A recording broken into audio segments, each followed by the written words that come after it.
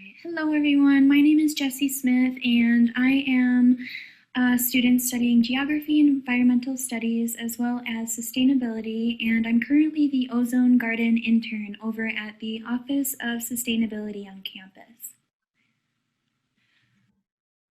What I've learned during my time at the UCCS Office of Sustainability, the first is we have an ozone garden. And before I get into more detail on what that is, I just wanted to first thank the project scientist, Danica Lombardozzi at the National Center of Atmospheric Research in Boulder for really starting off this larger network of ozone gardens across the country. And UCCS is actually a part of this larger network of campuses in researching the effects of pollution, specifically ozone pollution, on air quality at a local and global scale.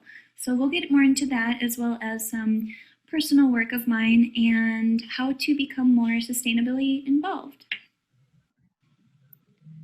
All right, what is ozone? There's two types of ozone, the first of which is stratospheric ozone, also referred to as good ozone.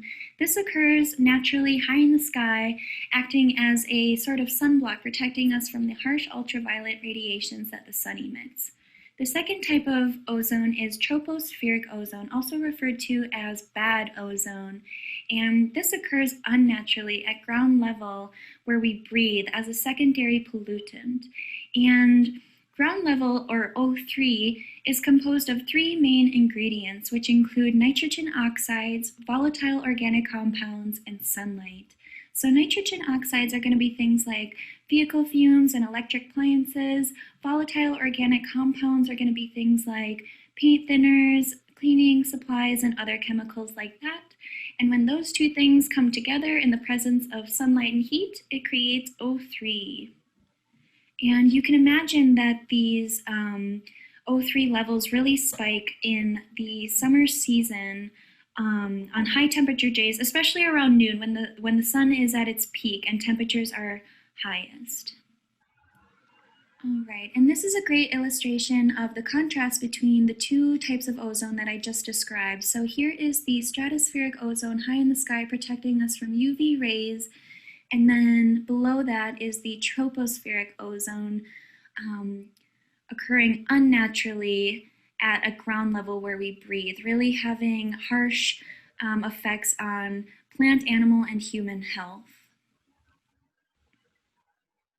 So now that we know what ozone is, we can begin to talk about the ozone garden. And the UCCS ozone garden is composed of 4 different bioindicator plants, which include the common milkweed, cutleaf coneflower, snapbean, and potato.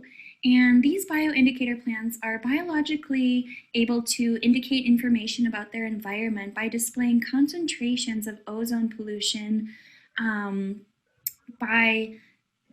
in the air by developing a sort of brownish purplish stippling pattern on leaf surfaces and not the leaf veins themselves. And these patterns typically occur at around 40 parts per billion of ozone pollution residing in the air. And the recommended EPA and World Health Organization standard or limit for this amount of pollution to be circulating the air is 70 parts per billion, which is still kind of a lot. And I recently learned that the Colorado Front Range has been exceeding these standards for several years now, reaching days of over 100 parts per billion of ozone circulating the air.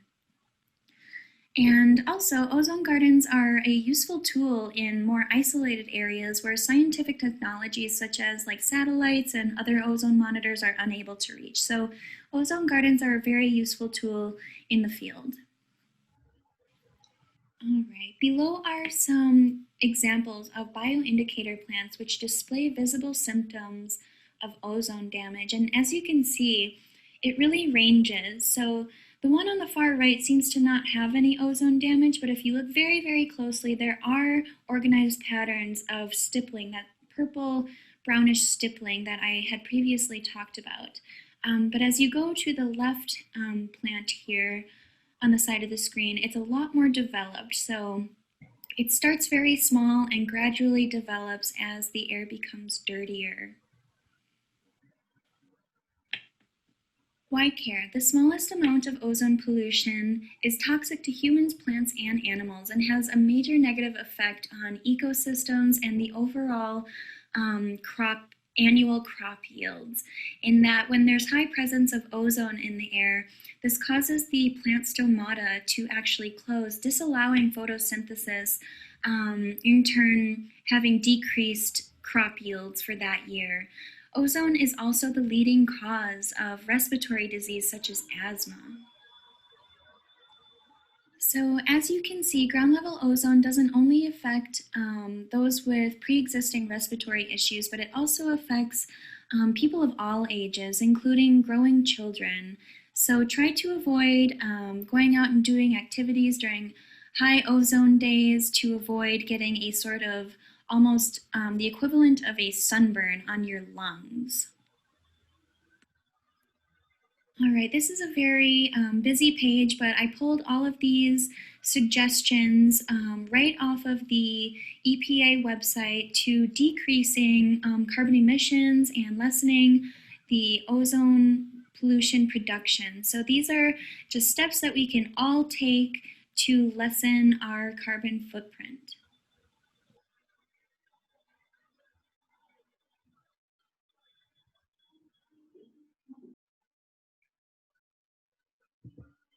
All right, I've added a couple pictures that I took of the UCCS ozone garden in the summer of 2020 here. The bottom left is the snap bean plant. The middle is a mix of common milkweed and cutleaf coneflower. And the right is also the common milkweed. So the Ozone Garden internship has really allowed me to expand my knowledge of data interpretation, networking, teamwork. We have an absolutely fabulous, supportive team over at the Office of Sustainability. I never feel like I'm working on a project by myself because everyone is just so supportive.